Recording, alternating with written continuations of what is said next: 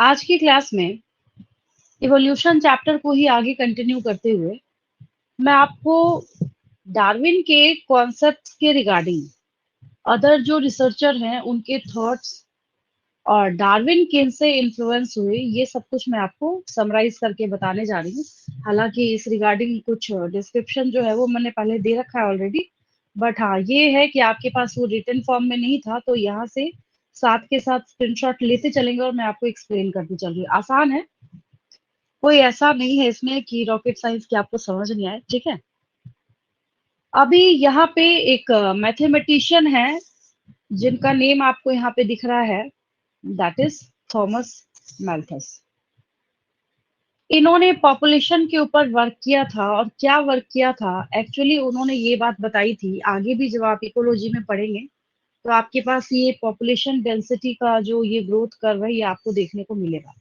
अगर हम नॉर्मल एक फिजिक्स या मैथ्स के बारे में बात करें तो आपको ग्राफ जो है वो पढ़ना, रीड करना और एनालाइज करना आता है ऑलरेडी। बोलने का ये मतलब है कि अगर किसी ग्राफ में आपको ये दिख रहा है कि एक बहुत ही कम टाइम ड्यूरेशन में, मात्र इतने से टाइम ड्यूरेशन में आपको यहाँ पे ये चीज दिख रही है कि यहाँ पे जो पॉपुलेशन के इंक्रीज होने का जो रेट है दैट इज वेरी फास्ट, बहुत ही फास्ट है। दिख रहा है कि टाइम का जो यहाँ पे गैप है आपने सिर्फ इतना दे रखा है और ये पॉपुलेशन जो है बहुत ज्यादा यहाँ पे ग्रो कर चुका है, ठीक है। पहली बात। दूसरी बात, but this type of graph is not real in nature for long time. शुरू में ठीक है, अगर आप किसी को अबंडेंस में सारे नेचुरल रिसोर्सेज देंगे तो ऑब्वियसली वो क्या करेगा, जे शेप्ड ग्रोथ कर्व को अक्वायर करता है, नो डाउट। लेकिन जब हम यहाँ पे एस शेप्ड ग्रोथ कर्व के बारे में बात करें तो ये लॉजिस्टिक ग्रोथ कर्व या ये रियल माना जाता है। रीजन ये है कि एक तो ऐसा टाइम आएगा ना, किसी न किसी टाइम पे ये जो पॉपुलेशन है वो जाके देखेगा कि हमारे पास जो रिसोर्सेज थे वो सारे के सारे लिमिटेड हो गए, फिर उनके बीच में कंपटीशन होना स्टार्ट होगा। और डार्विन भी नेचुरल सिलेक्शन की बात कर रहे थे, तो कहीं पे भी कंपटीशन होने का रीजन क्या है। जैसे आप नीट के एग्जाम की प्रिपरेशन कर रहे हैं तो उसका रीजन क्या है। अगर आपको पता होता कि कैंडिडेट 5 हैं और सीट्स जो है वो 100 है, तो आप प्रिपरेशन तो नहीं कर रहे होते।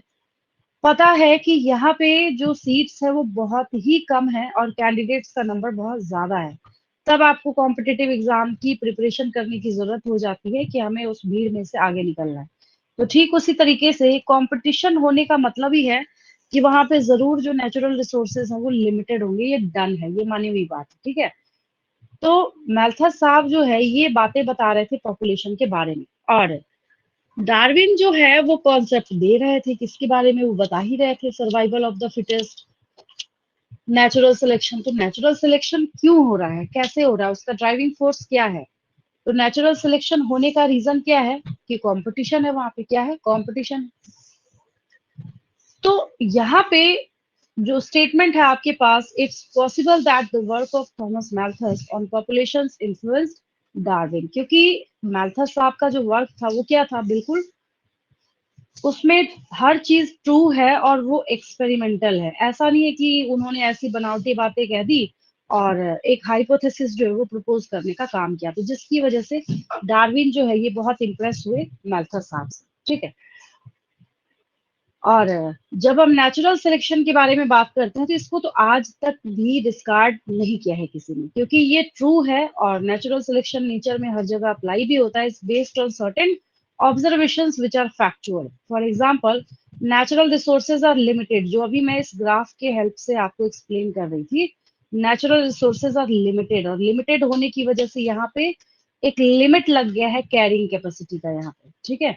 तो हम लोग वही बोल रहे हैं यहाँ पे कि natural resources are limited, populations are stable in size except for seasonal fluctuation, members of a population vary in characteristics. अब एक चीज यहाँ पे समझेंगे ध्यान से, इसके लिए आपको एक बात समझनी पड़ेगी कि what's the correct definition of population, तब आपको ये स्टेटमेंट समझ आएगा, अदरवाइज आपको समझ नहीं आएगा। पॉपुलेशन की करेक्ट डेफिनेशन को कैसे लिखते हैं, कैसे एक्सप्लेन करते हैं, कौन बताएगा मुझे। पॉपुलेशन का क्या मतलब समझते हैं, बताइए। पॉपुलेशन का मतलब क्या समझते हैं आप लोग, कुछ याद आ रहा है, कुछ भी जो समझ आता है बोलिए, मैं करेक्शन करूंगी उसमें।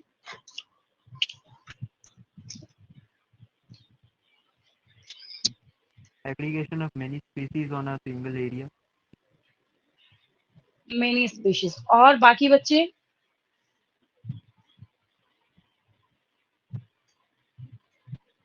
बाकी बच्चे देखिए, याद कीजिए क्या समझ आ रहा है आपको। जल्दी फटाफट जो समझ आ रहा है बोलेंगे, एक्सप्रेस करेंगे। करेक्शन तो मैं कर ही रही हूँ। हमने क्या किया, एक ज्योग्राफिकल एरिया ले लिया। अब पॉपुलेशन है तो जैसे यूपी की पॉपुलेशन अलग है, न्यू दिल्ली की पॉपुलेशन अलग है, हर जगह की जो पॉपुलेशन है तो आप काउंट करते हैं ना।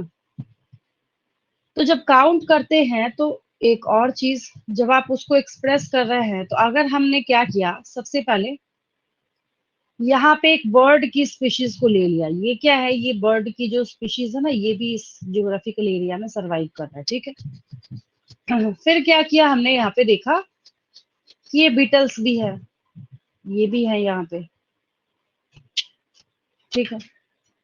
देन हम लोगों ने क्या देखा, कुछ अदर स्पीशीज की भी जो है, ये बर्ड्स ही है ना, हाँ, अदर स्पीशीज की भी बर्ड्स है ऐसे, ठीक है। अभी तक हमने क्या किया, टोटल यहाँ पे 3 स्पीशीज को देखा है, ठीक है।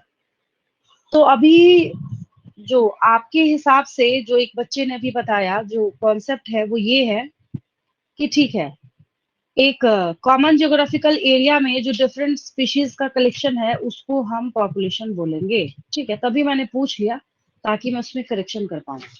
आपका जो कॉन्सेप्ट अभी आपके दिमाग में बैठा हुआ है, दैट कॉन्सेप्ट इज रॉन्ग। वो कॉन्सेप्ट क्या है, गलत है। फिर सही क्या है?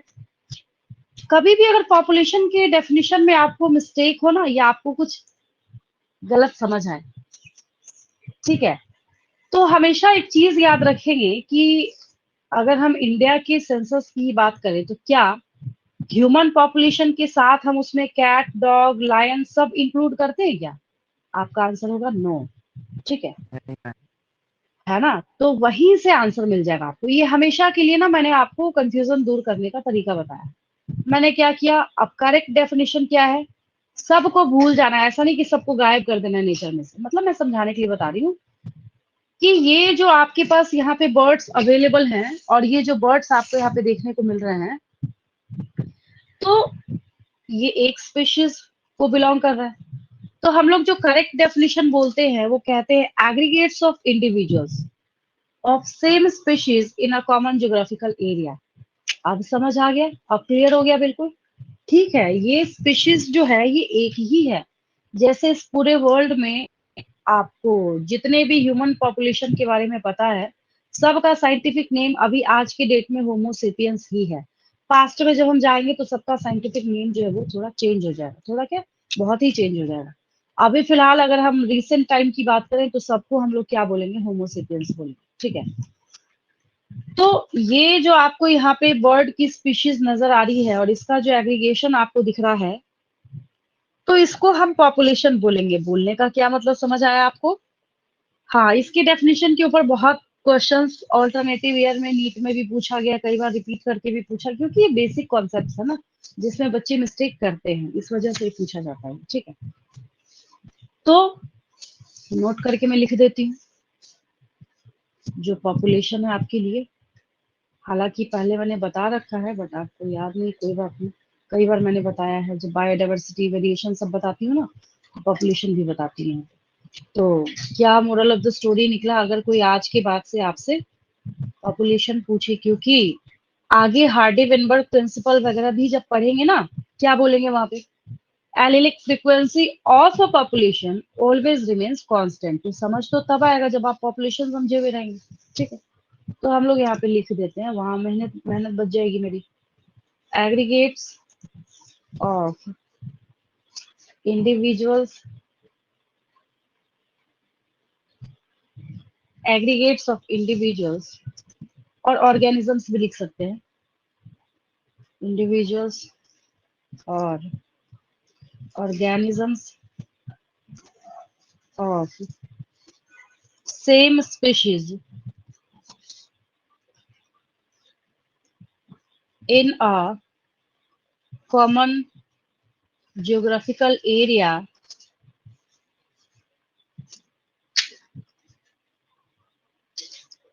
At a particular time. Particular time क्यों लिखा है हमने? क्योंकि टाइम टू टाइम हर एक स्पीशीज के इंडिविजुअल्स का पॉपुलेशन नंबर जो चेंज हो रहा है। हाँ वो वैरी करेगा। वो क्या होगा? वैरी करेगा। तो हम लोग यहाँ पे लिखते हैं at a particular specific time. जो आपको लिखना है लिखिए, at a particular time. Time. चलिए, हो गया ये पॉपुलेशन की डेफिनेशन। तो आपको एक बात यहाँ पे समझ आई कि ये पॉपुलेशन जो है, तो इसी के बारे में हम लोग यहाँ पे बात कर रहे हैं। अब आपको ये समझ आएगा statement. Members of a population vary in characteristics. समझ आ गया? In fact no two individuals are alike. जैसे आप में से हर एक बच्चे का आधार कार्ड अलग अलग होगा, ठीक है। इवन जो जाइगोटिक ट्विंस होते हैं, तो उनके डीएनए, जैसे हेयर सैंपल मिल गया कहीं किसी जगह पे, वो सेम होगा, उससे पता लगाना मुश्किल है। लेकिन फिंगरप्रिंट जो है वो थोड़ा वेरी करता है। तो वही बात यहाँ पे करी जा रही है। In fact no two individuals are alike even though they look superficially similar. अगर मिलते जुलते दिखे भी तब भी वो क्या है? सेम नहीं है, ठीक है। Most of variations are inherited etcetera. अब एक चीज देखिए, यहाँ पे आपके पास जेनेटिक्स का कॉन्सेप्ट आ रहा है। अभी जो हम यहाँ पे बात कर रहे हैं ना वेरिएशन के बारे में, ये वही वेरिएशन है जो मैंने आपको सिखाया था, differences among the individuals of the same species. अभी क्या सीखा हम लोगों ने? अभी जैसे मैंने आपको एक पॉपुलेशन सिखाया इस एग्जाम्पल से, ठीक है। अभी सिर्फ हम ये बात कर रहे थे कि इन सब का एग्रीगेट अगर हमें एक कॉमन ज्योग्राफिकल एरिया में देखना है तो हम क्या बोलेंगे। लेकिन एक दूसरी बात भी तो है। अब सब के बीच में क्या है? कुछ ना कुछ डिफरेंस तो जरूर होगा। उसके लिए भी कोई टर्म देना पड़ेगा, that is variation. That is variation. तो यहाँ पे आपके पास फिर से वापस क्या हो रहा है? जेनेटिक्स चैप्टर का भी टर्म जो है ये वापस आ रहा है, ठीक है। तो यहाँ तक इस पेज में कोई डाउट किसी को? ये क्लियर है बिल्कुल? मैंने आपको एक एक वर्ड इसमें से जो है वो समझा दिया है। ये समझ आया सबको? Yes ma'am. चलिए, और ये आपने लिख लिया होगा, नहीं लिखा है तो स्क्रीनशॉट ले लेंगे। चलिए,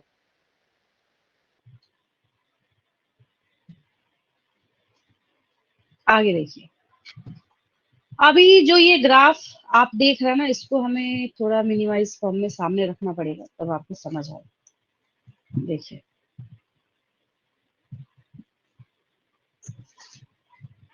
जैसे इन स्टेटमेंट्स के ऊपर अगर हम एनालिसिस करना स्टार्ट करें,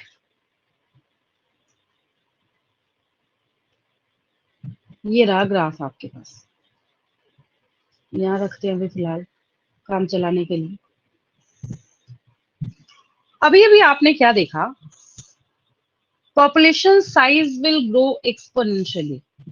अभी जो यहाँ पे जे शेप्ड ग्राफ आपको नजर आ रहा है ना, that is exponential growth.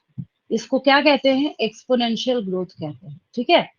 If everybody reproduced maximally, this fact can be seen in a growing bacterial population.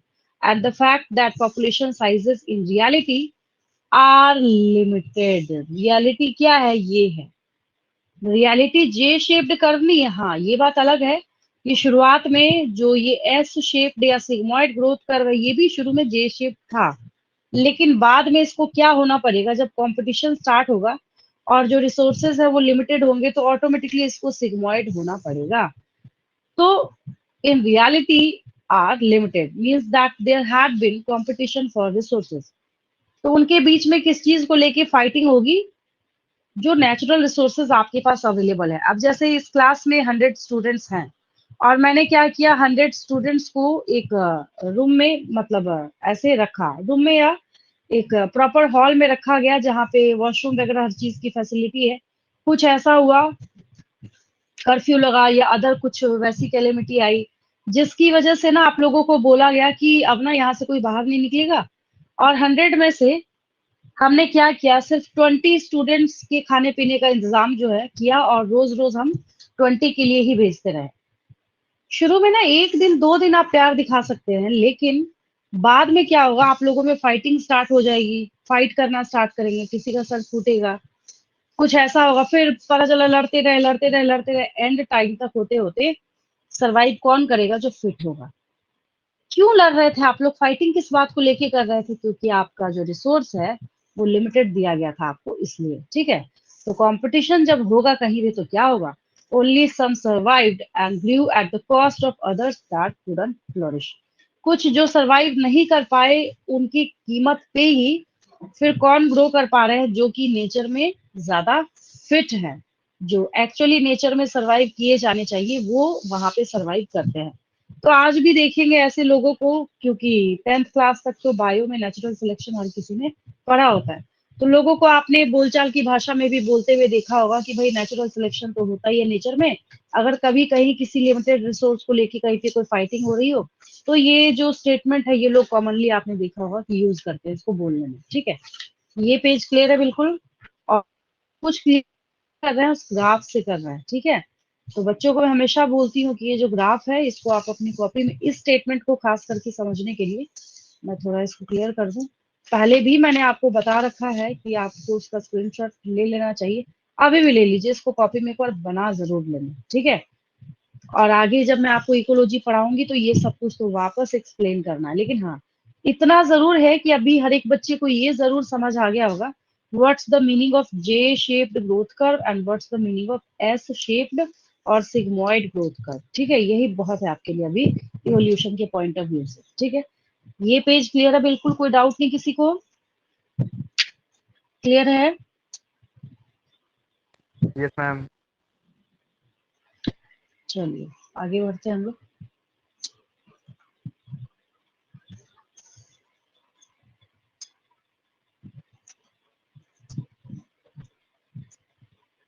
आगे देखिए, जब आप अपने बुक में रीड करना स्टार्ट करेंगे तो यहाँ पे डार्विन के कॉन्सेप्ट के बारे में कुछ और चीजें जो है वो निकल के सामने आ रही है। The novelty and brilliant insight of Darwin was this. He asserted that variations, जब कभी भी वेरिएशन की बात करी जाए, हम बायो में वेरिएशन पढ़ रहे हैं, हम हिस्ट्री ज्योग्राफी में नहीं पढ़ रहे हैं। हमने बोला ठीक है भाई, जो एक कश्मीर का जो पर्सन है और जो कन्याकुमारी के जो पर्सन है उसमें क्या है, वेरिएशन है, वो दूसरा वेरिएशन हो जाएगा। ठीक है, वहां पे हम विभिन्नता के सेंस में बात कर रहे हैं।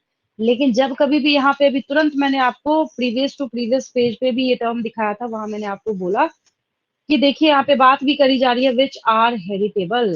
तो जब कभी भी ऐसा बोला जाए तो आपको एक बात यहाँ पे समझनी है ध्यान से, कि ये उसी वेरिएशन की बात करी जा रही है जो आपने पढ़ा था, differences among the individuals of the same species. मतलब एक ही स्पीशीज को बिलोंग करने वाले अलग अलग इंडिविजुअल्स के बीच में जो डिफरेंसेस होते हैं उसको हम वेरिएशन कहते हैं। हाँ, एक और चीज है, वेरिएशन की जब बात होती है ना तो बहुत तरह तरह के स्टेटमेंट्स जो है आपको देखने को मिलेंगे। देखिए, जैसे मैं ऐसे जो लेक्चर दे रही हूँ, आपने पढ़ रखा है, तो मैं अगर यहाँ पे लिखूं तो आपको ज्यादा समझ आएगा। कुछ सेकेंड्स लगेंगे इसमें। हम लोग वेरिएशन की बात कर रहे हैं यहाँ पे। ठीक है, तो आपने जो फिलहाल सीख रखा है अभी तक जेनेटिक्स चैप्टर से, तो हमने यहाँ पे बात करी है differences among the individuals of the same species. ठीक है, अब देखिए एक चीज, अगर आप पूछेंगे ना, या इवन बुक में भी स्टेटमेंट्स देखना स्टार्ट करेंगे, आपको कौन कौन सा स्टेटमेंट सुनने को मिलेगा? पेरेंट में और उसके ऑफस्प्रिंग में जो डिफरेंस है उसको वेरिएशन बोलेंगे। क्या कॉपीराइटेड है उसी को वेरिएशन बोलेंगे? वो एक एग्जाम्पल है। वो क्या है? एक एग्जाम्पल है। वो ऐसा नहीं कि नेचर में हर एक वेरिएशन को आपको क्रिस्टल क्लियर करने का काम करेगा, पहली बात। दूसरी बात, कुछ बच्चों का क्या स्टेटमेंट होता है, एक जनरेशन के जो पर्सन होते हैं और दूसरे जनरेशन के जितने भी पर्सन होते हैं सबके बीच में जो डिफरेंसेस होते हैं उसको हम वेरिएशन बोलते हैं। अलग अलग तरह से अलग अलग लैंग्वेज में बच्चों को लिखवाया भी जाता है, बच्चे याद भी करते हैं, और अगर उनसे एग्जैक्ट और क्रिस्टल क्लियर पूछा जाए तो वहां पे कंफ्यूज हो जाता है। तो आप 100 बात की एक बात यही याद रखें ना, कि individuals of the same species के बीच में आपको डिफरेंस देखना है। आप चाहे आप अपने पेरेंट और उसके बच्चों के बीच में देखें, चाहे आप एक जनरेशन के जो पर्सन है और दूसरे जनरेशन के जो पर्सन है या उसके भी अगले जनरेशन के हैं, आप उसको देखें, चाहे आप सिबलिंग्स के बीच में देखें, चाहे आप सेक्सुअली जो रिप्रोड्यूस हुए हैं उन ऑफस्प्रिंग के बीच में आपस में देखें, बात तो एक हो गई ना। तो हमेशा एक ही स्टेटमेंट जो आपको याद रखना है, इसमें आपको जो फिट करके रखना है आप रखिए, मतलब यही निकलेगा सबका, ठीक है। तो हम लोग यहाँ पे इस वेरिएशन के बारे में बात कर रहे हैं, विच आर हेरिटेबल। अगर कहीं पे वेरिएशन है तो वो आगे क्या होगा, लीड करेगा, जाएगा, और उसमें वेरिएशन भी जो है आगे आगे आगे देखने को आपको मिलेगा। और उसका रीजन कहाँ छिपा हुआ है, सेक्सुअल रिप्रोडक्शन में। क्योंकि गेमेटोजेनेसिस के टाइम में, जो कि म्यूटिक डिवीजन की वजह से हुआ था, तो गेमेटोजेनेसिस के टाइम में स्पर्म ने 50% ही क्रोमोसोम्स कैरी किया था, और ओवम ने भी 50% ही कैरी किया था। तभी तो जब आप यूज कराएंगे तो वो क्या हो जाएगा, 100% होगा, तो वेरिएशन तो होगा। तो which make resource utilization better for few, adapted to habitat better, will enable only those to reproduce and leave more progeny। जो ज्यादा अडाप्ट करेगा, जो ज्यादा स्ट्रांग होगा, जो ज्यादा रिप्रोड्यूस करेगा, उसके ज्यादा प्रोजनी होंगे, और उसका नंबर ज्यादा होगा, और वो नेचर में ज्यादा सर्वाइव करेगा, ठीक है। वो फर्स्ट वाली मूवी थी ना, मेरे ख्याल से, ओ माय गॉड, यही थी ना जो अक्षय कुमार वाली थी। यही थी शायद, यही नाम था, या पता नहीं, जो भी था, जिसमें वो परेश रावल भी है। तो उसमें ना एक बहुत अच्छी चीज दिखाई, या शायद मैं मूवी का नाम कंफ्यूज कर रही हूँ, वो आप देख लीजिएगा। बट मैं उसकी बात कर रही हूँ जहाँ पे जो पावर दे दिया जाता है, कहा जाता है कि ठीक है, जिसको जो चाहिए वो पूरा हो जाए। तो जब पूरा हो जाए तो पता चलता है कि जो मेडिकल कॉलेज है या जो अदर कॉलेजेस है, उसके गेट पे मतलब जरूरत से ज्यादा जो कैंडिडेट्स है वो खड़े हैं, गेट में तोड़फोड़ कर रहे हैं। और जो बुरी चीजें, जो कोई पर्सन बुरी चीजें मांग रहा था उसको भी मिल जा रहा है। बोलने का ये मतलब हुआ कि जब हर कोई, अब जो बच्चा जो 20 lakhs, जो 20 lakhs प्लस, मेरे ख्याल से 22 lakhs कैंडिडेट्स जो हैं वो नीट के एग्जाम में बैठते हैं। अब अगर 22 lakhs कैंडिडेट जो बैठ रहे हैं नीट के एग्जाम में, वो प्रे करके जा रहे हैं कि गॉड मेरा जो है सिलेक्शन इसमें हो ही जाए बस इस बार, चाहे उसने कुछ ना पढ़ा हो, लेकिन ये प्रे करके जरूर जा रहा है। अब आप वो कंडीशन सोचिए कि सब के सब 720 में से 720 नंबर लेके आ रहे हैं। फिर एक अगली कंडीशन भी सोचिए कि क्या होगा फिर, मतलब उन मेडिकल कॉलेजेस का, मतलब जो मेडिकल कॉलेज में रहने वाले लोग हैं ना, उनको उस पे ताला लगा के भागना पड़ेगा यहाँ से। तो क्या मेरे बोलने का मतलब है कि जो यहाँ पे हमारे इस डेली लाइफ में जो हमारे एग्जिस्टेंस का जो आधार है और एग्जिस्टेंस का जो बेस है ना, वो यही है कि हमारे अंदर क्या है, वेरिएशन है। हर एक में वेरिएशन है। अब उसमें जिसने ज्यादा पढ़ाई करी होगी, जिसने ज्यादा मेहनत की होगी, जो पढ़ने में अच्छा होगा, जो ज्यादा अच्छे तरीके से जो जनरल एप्टीट्यूड के क्वेश्चंस हैं उसको भी सॉल्व कर सके, थोड़ा सा दिमाग भी लगा सके, उसका सिलेक्शन होगा। बाकी जिसने पढ़ाई नहीं करी है उसका सिलेक्शन नहीं होगा। तो यहाँ भी क्या है, नेचुरल सिलेक्शन जो है वो वहां पे अप्लाई आप कर रहे हैं, ठीक है। Hence, for a period of time over many generations, survivors will leave more progeny। अब ऑब्वियस है, जो ज्यादा ज्यादा ज्यादा अच्छे तरीके से उस नेचर में फिट होगा, वो ज्यादा प्रोजनी को वहां पे प्रोड्यूस करने का काम करेगा। And there would be a change in population characteristic, hence new forms appear to arise. और ऐसा हो सकता है, अब जैसे एज फॉर एग्जाम्पल मैंने आपको पढ़ा रखा है, जब मैं द लिविंग वर्ल्ड पढ़ा रही थी 11th क्लास में, तो वहां मैंने आपको बताया है। और जिन बच्चों ने नहीं भी पढ़ा है वो भी ये जानते हैं कि अगर हॉर्स जो है वो डोंकी के साथ इंटरब्रीड करे तो म्यूल प्रोड्यूस होता है। लेकिन आज तक हमने ये नहीं बोला कि म्यूल जो है ये हॉर्स की स्पीशीज का है, या म्यूल जो है ये डोंकी की स्पीशीज का है। क्यों? क्योंकि ये आपस में इंटरब्रीड नहीं करते, और म्यूल जो है वो स्टेराइल है, ठीक है। कल को जाके ऐसा हो जाए कि म्यूल एक दूसरे म्यूल के साथ इंटरब्रीड करके नेक्स्ट म्यूल जो है प्रोड्यूस कर सके, तो ऐसा घोषित कर दिया जाएगा, बोल दिया जाएगा कि म्यूल जो है वो नई स्पीशीज है आज के डे से। तो होता ये है कि नेचर में इसी तरीके से जो न्यू फॉर्म्स है लाइफ के, वो धीरे धीरे अपीयर होते हैं। और वैसे भी हम जिस चैप्टर की पढ़ाई कर रहे हैं दैट इज इवोल्यूशन, और सारा डिस्कशन हम लोग कर ही इसी रिगार्डिंग रहे हैं कि जो एक जनरेशन से दूसरे जनरेशन से तीसरे जनरेशन से और कई 1000 years बैक से भी अगर हम लोग देखने का काम करें, तो जो चेंजेस आपको देखने को मिल रहे हैं वो एक टाइम को जाके ऐसा हो गया होगा कि जिसकी वजह से न्यू स्पीशीज का फॉर्मेशन हो गया होगा, ठीक है।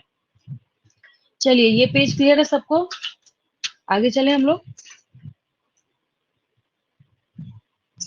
Yes.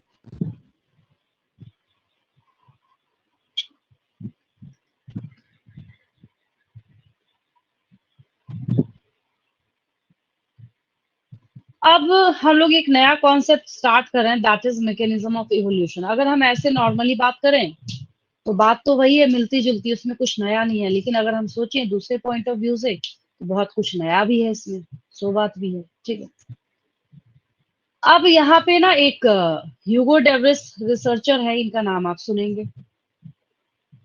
अगर 100 बात की एक बात मैं बोलूँ ना कि क्या पढ़ रहे हैं, किस लिए पढ़ाई कर रहे हैं, ह्यूगो डेविस साहब का कहना था, ये सबको बोल रहे थे कि देखो भाई ऐसा है, सब ना बिल्कुल यूजलेस बात कर रहे हैं, मेरी बात बिल्कुल सही है, मैं बोल रहा हूँ कि म्यूटेशन की वजह से ही इवोल्यूशन हुआ है, इनका कहना था, बस एक लाइन में मैंने जो बोला।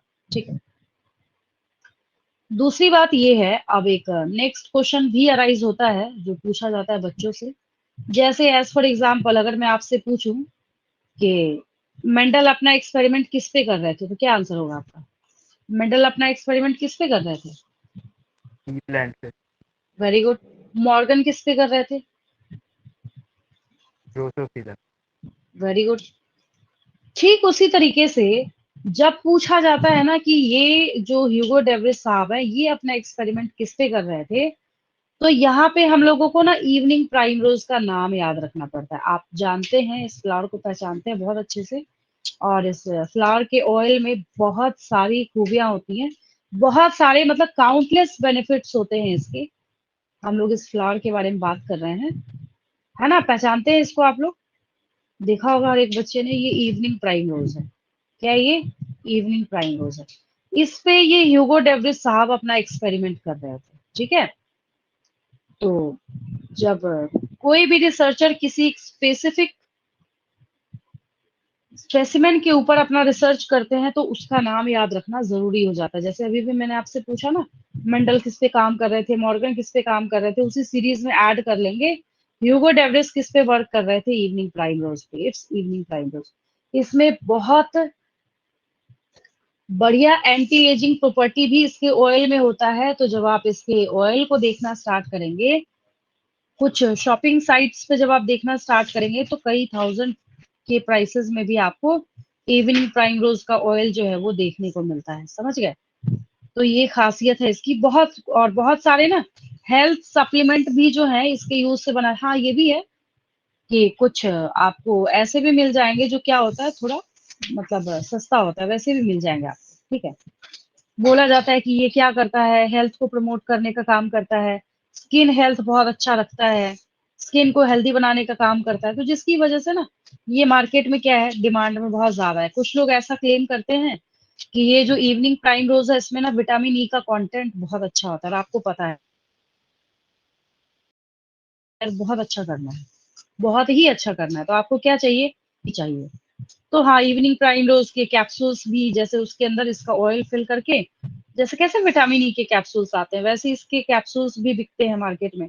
और एक और चीज है, बोला जाता है कि विमेन हेल्थ के लिए, विमेन की बॉडी में ये पूरे हार्मोनल बैलेंस को क्या करता है, ये रेगुलेट करने का काम करता है। तो ये सारे फायदे हैं जिसकी वजह से ये हमेशा जो है, हमेशा ही डिमांड में रहता है। कभी इसकी डिमांड जो है वो खत्म नहीं होने वाली है। और काफी कॉस्टली भी इसके सिरम्स वगैरह आते हैं। आपको 200 से लेके 2000 से ऊपर जहां तक जाना है चले जाइए, हर रेट में आपको इसके प्रोडक्ट्स जो है वो देखने को मिलेंगे। और डाइटरी सप्लीमेंट के तौर भी लोग इस्तेमाल करते हैं, स्पेशली वुमेन जो है इस्तेमाल करती हैं इसका। क्योंकि जो हार्मोनल इम्बैलेंसिंग का जो केस है वो ज्यादातर कहाँ सुनने को मिलता है, मूड फ्लक्चुएशंस हो या हार्मोनल इम्बैलेंस हो, वो फीमेल में ज्यादा होता है। तो जिसकी वजह से इसकी डिमांड जो है बहुत ज्यादा है। ठीक है, तो इतनी कहानी के बाद इतना तो याद हो ही गया होगा कि ह्यूगो डेविस जो है अपना काम किस पे कर रहे थे, इस इवनिंग प्राइम रोज फ्लावर पे कर रहे थे। ठीक है, तो his work on evening primrose brought forth the idea of mutations, large difference arising suddenly in a population। थोड़ा सा कुछ चेंज कराया उसमें, तो इनको देखने को मिल गया कि हाँ इसमें अचानक से क्या हो गया, ऐसा चेंज हो गया जो कि पिछले जनरेशन में था ही नहीं। तो उन्होंने बोला कि देखो भाई ऐसा है, मेरे मुताबिक अगर माना जाए तो जो इवोल्यूशन है ना ये सिर्फ सिर्फ और सिर्फ किसकी वजह से हुआ, म्यूटेशन की वजह से हुआ है। ही believe that it is mutation which causes evolution and the minor variations heritable that Darwin talked about। मतलब ये एक सिरे से अगर बोला जाए ना तो ये सबको ही नकार रहे हैं, कह रहे नहीं ऐसा नहीं है, जो सबके सब अपना स्टेटमेंट दे रहे हैं ये सब गलत बोल रहे थे, सिर्फ मैं ही सही बोल रहा हूँ कि म्यूटेशन किसकी वजह से हो रहा है। Mutation occurs only due to mutation. This concept was proposed by Hugo de Vries. ठीक है, याद रखेंगे आप लोग इसको। और इस पेज में आपको कौन कौन सी चीज याद रखनी है। Who proposed that mutation is the main cause of evolution? Hugo de Vries. And mention the specimen on which Hugo de Vries performed his experiments. Evening primrose. बस इतना ही आपको क्या करना है, याद रखना है इस पेज के रिगार्डिंग, अगर हम लोग यहाँ पे बात करें तो। ठीक है, इसमें कोई डाउट किसी को? क्लियर है बिल्कुल? क्लियर है ये? Yes ma'am. चलिए आगे बढ़ते हैं। अब देखिए, और आप बहुत अच्छे से जानते हैं, जब तक म्यूटेशन का टर्म आप सुनते हैं तो एक ही चीज ना बच्चों के दिमाग में क्लिक करती है। Mutation is the sudden change in genetic material, sudden change in DNA और sudden change in RNA, that is mutation. तो सडन बोल रहे हैं, तो सडन और ग्रेजुअल बोलना दोनों एक दूसरे के ऑपोजिट है। अगर सडन बोलना है तो ग्रेजुअल नहीं हो सकता, अगर ग्रेजुअल बोल रहे हैं तो सडन नहीं हो सकता, दोनों ही बातें हैं। तो इनके हिसाब से म्यूटेशंस आर रैंडम। म्यूटेशन तो होता ही रैंडम है, ठीक है। और म्यूटेशन कैसा है? डायरेक्शनलेस भी है। While Darwinian variations are small and directional. Darwin साहब के हिसाब से अगर हम लोग बात करें तो ये कैसा है? डायरेक्शनल है, ठीक है। फिर अगर हम लोग बात करें जो इवोल्यूशन डार्विन साहब के हिसाब से अगर हम बात करें तो ये बोल रहे थे दोनों ऑपोजिट है। म्यूटेशन क्या है? रैंडम है। इवोल्यूशन क्या है? ग्रेजुअल है। While Davis believe mutation caused speciation, ये क्या होता है? Formation of new species from the pre existing species. एक बार पहले भी मैंने आपको बताया और क्वेश्चन आंसर में भी मैं आपको करा दूंगी। तो formation of new species from pre existing species is known as speciation, ठीक है। Hence called it saltation. Single step large mutation, एक छोटे से स्टेप से अगर बहुत बड़ा म्यूटेशन हो जाए, मतलब आप आज सोए और सुबह उठे तो पता चला ऐसा ड्रास्टिक इवोल्यूशन हो गया कि आप में फ्लाइंग कैपेसिटी आ गई या कुछ वैसा हो गया, तो हम बोलेंगे अच्छा असोल्टेशन हो गया, लेकिन ऐसा होता नहीं है। इनके हिसाब से ह्यूगो डेविस के कॉन्सेप्ट से अगर हम लोग माने तो ये सॉल्टेशन को बिलीव करते थे, ये मानते थे कि हाँ ठीक है सॉल्टेशन जो है होता है, और म्यूटेशन जो है वो बहुत सारी चीजों के लिए यहाँ पे क्या है? रिस्पॉन्सिबल है, ठीक है। यहाँ तक क्लियर है बिल्कुल?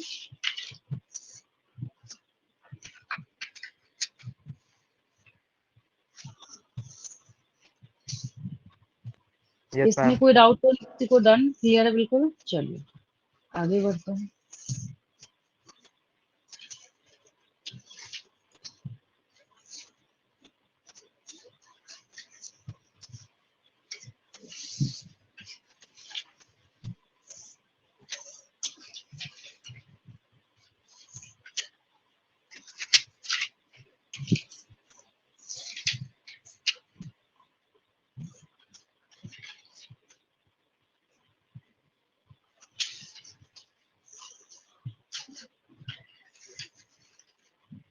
अब एक नया कॉन्सेप्ट जो आप सीख रहे हैं, नया तो नहीं बोल सकते, बस हाँ उसको आपको देखना दूसरे तरीके से है, बस ये बोल सकते हैं, ठीक है। तो अभी आपके पास जो कॉन्सेप्ट है वो यहाँ पे थ्री ग्राफ्स अवेलेबल है आपके सामने, और थ्री ग्राफ्स को आपको क्या करना है? समझना है कि कैसे आपको इसको एग्जाम में लिखना है, ठीक है। मतलब बनाना है, बनाना भी समझ सकते हैं और लिखना कैसे वो भी समझ सकते हैं। तो जो थ्री टाइप्स की ग्राफ्स आप यहाँ पे देख रहे हैं, इसमें से सबसे पहले अगर हम बात करें क्या लिखा है, वो तो खैर आपकी बुक में भी अवेलेबल है। अब देखिए इसको समझिए ध्यान से। अगर एक क्लास का एग्जांपल लेते हैं, इस क्लास में 100 स्टूडेंट्स हैं, उसमें से मैंने क्या बोला, एक क्लास के अंदर टोटल 100 स्टूडेंट्स हैं, ठीक है। 100 में से क्या है, कुछ स्टूडेंट्स जो है 5 फीट के हैं, कुछ 6 फीट के हैं और कुछ 7 फीट के हैं। जो 5 फीट वाले हैं उनका नंबर है 10, जो 6 फीट वाले हैं उनका नंबर है 80, और जो 7 फीट वाले हैं इनका नंबर है 10। अगर आप इसका मीन निकालेंगे तो मीन वैल्यू किसके आसपास घूमेगा, 10 के आसपास या 80 के आसपास, क्या निकलेगा? 80 के आसपास है। है ना? तो यहाँ पे अब एक स्टेटमेंट आता है, जब आप ये और क्या पढ़ रहे हैं आप, ये यहाँ पे ऑपरेशन ऑफ नेचुरल सिलेक्शन पढ़ रहे हैं। क्या पढ़ रहे हैं आप? ऑपरेशन ऑफ नेचुरल सिलेक्शन पढ़ रहे हैं कि आखिर नेचुरल सिलेक्शन जो है ये कैसे अपने आप को रिप्रेजेंट करता है। तो हम लोग यहाँ पे बोलते ये हैं कि अगर ज्यादा इंडिविजुअल्स जो है मीन कैरेक्टर वैल्यू को अक्वायर करते हैं, when more individuals acquire mean character value, ठीक है, तो हम लोग इसको क्या कहते हैं? स्टेबिलाईजेशन कहते हैं। क्या कहते हैं? स्टेबिलाईजेशन। अब देखिए जो ए है ना यहाँ पे, इसको स्टेबिलाईजेशन बोल रहे हैं हम लोग। क्या कर रहे हैं? स्टेबिलाईजेशन कह रहे हैं। हो गया। फिर अगर हम लोग डायरेक्शनल के बारे में बोलते हैं तो वहां पे क्या होता है, अभी अभी हमने बोला कि ज्यादातर इंडिविजुअल्स जो है वो मीन कैरेक्टर वैल्यू को अक्वायर करते हैं। ठीक, इसका ऑपोजिट कर देंगे। जब more individuals acquire value other than the mean character value, तो इसको हम लोग क्या बोलेंगे? मतलब ये ग्राफ जो है ना ये लेफ्ट में भी शिफ्ट हो सकता है। अगर बहुत ज्यादा जो है 10 फीट वाले मतलब 7 फीट वाले हो गए तो ये ग्राफ जो है ये राइट भी शिफ्ट हो सकता है, और बहुत ज्यादा अगर 5 फीट वाले हो गए तो इसी ग्राफ का पीक जो है वो लेफ्ट में भी, बट जो भी है चाहे लेफ्ट में जाए चाहे राइट में जाए, डायरेक्शनल तो हम उसको बोलेंगे ही बोलेंगे। ठीक है। और अगर हम सारे केसेस को उल्टा कर दें, अपोजिट कर दें, मतलब 5 फीट वाले का नंबर भी बहुत ज्यादा है, 7 फीट वाले का ही बहुत ज्यादा है, और 6 फीट वाले का क्या है वहां पे कम है, तो वैसे ग्राफ को हम लोग क्या बोलते हैं? डिसरप्टिव। बीच में ऐसे थोड़ा सा ब्रेक दिख रहा है ना ये, तो हम लोग इसको डिसरप्टिव कहते हैं। ठीक है, ये बात हो गई। बस इसको बस एक एक लाइन में लिख देती हूँ ताकि आसान हो जाए आपके लिए। ये ऑलरेडी है आपके पास, ये ग्राफ अवेलेबल है। तो हम लोग जब यहाँ पे बात करते हैं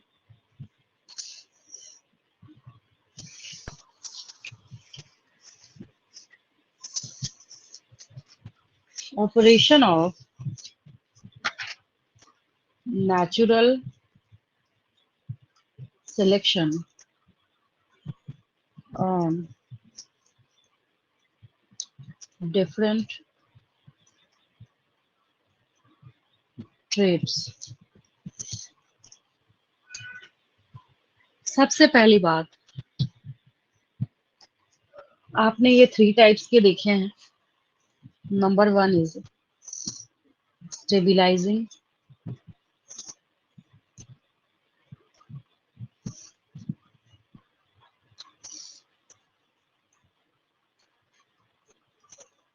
number 2 is directional, number 3 is disruptive।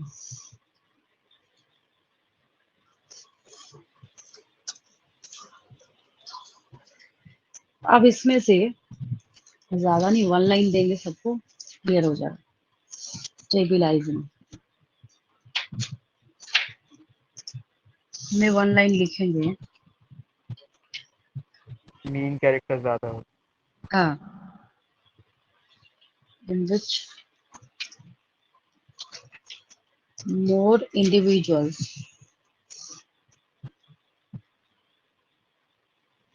acquire mean character value।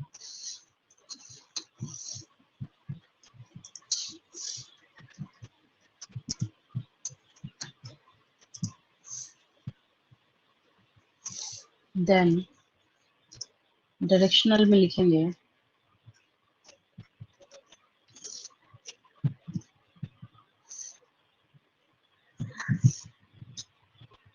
more individuals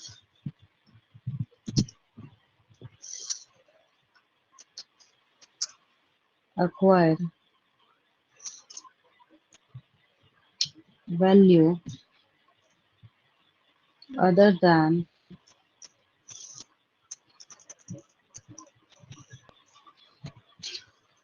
main character value.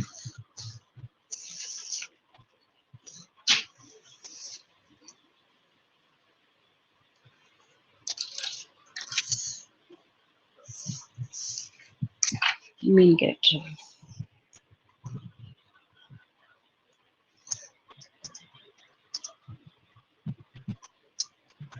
Disruptive. तो जैसे जो साइड साइड वाले थे उसको पेरिफेरल बोला जाता है ना, तो यहाँ पे हम लोग एक स्टेटमेंट लिखेंगे, more individuals acquire peripheral character value.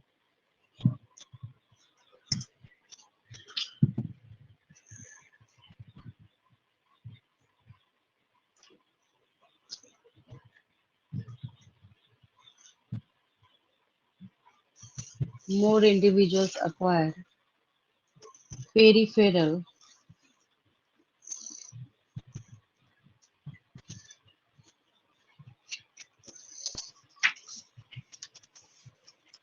character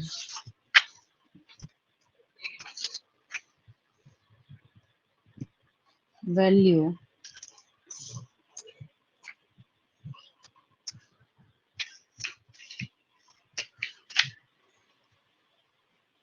at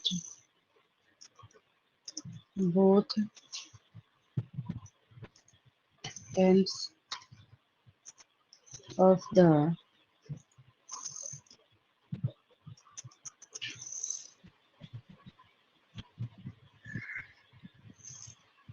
disruption curve. बस ये एक एक लाइन है आपके पास, इस पेज का स्क्रीनशॉट लेंगे, बस इतना ही आपको क्या करना है, एग्जाम में लिखना है, और जो 3 ग्राफ्स आपके पास अवेलेबल है आपकी बुक में उसको बना देना है. 3 मार्क्स का 3 मार्क्स जो आपको पूरा मिल जाए.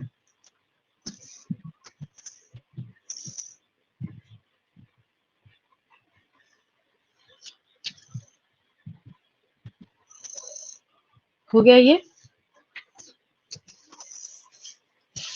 Yes ma'am.